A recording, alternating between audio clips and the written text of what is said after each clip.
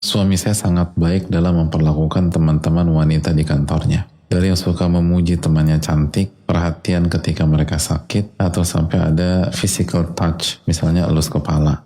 Tapi sudah 6 bulan terakhir sikap suami dingin ke saya. Berapa kali dia juga tidur di sofa dengan alasan ketiduran, sampai 2 minggu kami pisah kamar. Alasan dia karena lagi mau sendiri dan lagi capek. Dan sekarang dia mengembalikan saya ke orang tua saya. Karena dia marah ketika tahu saya mencari jawaban ke teman kantornya atas sikap dingin dia selama 6 bulan. Dia merasa saya telah membuka aib dia. Padahal niat saya hanya mencari jawaban. Saat itu dia bilang, kamu bukan istri saya lagi, jangan panggil saya mas. Nyesel saya nikahi kamu dan nafkahin kamu. Tapi di dalam hati saya yang paling dalam, saya masih berharap dia mendapatkan hidayah. Di sisi lain suami saya pun semakin jauh dari Allah selama 6 bulan itu. Saya harus bagaimana Ustaz?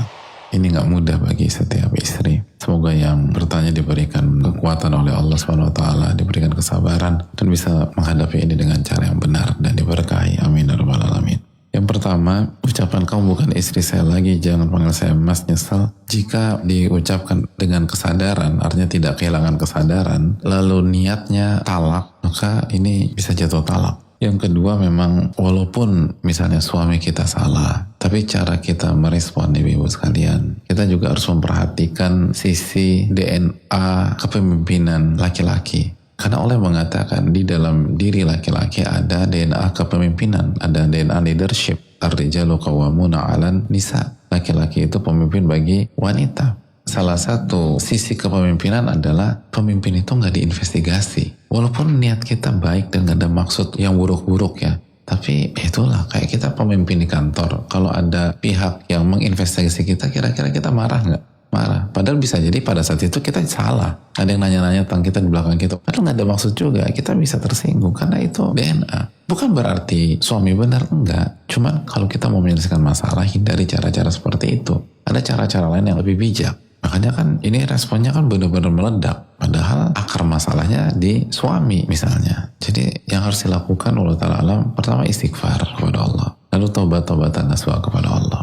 Tapi kan dalam kasus ini suami yang salah. Ya jika memang yang terjadi seperti yang disampaikan, akar masalahnya suami. Tapi jelas secara umum Allah perintahkan kita untuk selalu bertobat dan beristighfar. Dan tobat dan istighfar adalah salah satu faktor menyelesaikan masalah yang selalu ampuh dari dulu sampai sekarang. Dan kalaupun kita tidak salah di kasus ini, bisa jadi di waktu yang sama kita salah di kasus-kasus yang lain. Dan belum tentu ada hubungannya dengan suami. Bisa jadi kalau sama suami kita nggak ada isu sama sekali, tapi sama Allah misalnya kita lalai gitu loh. Ya istighfar, taubat.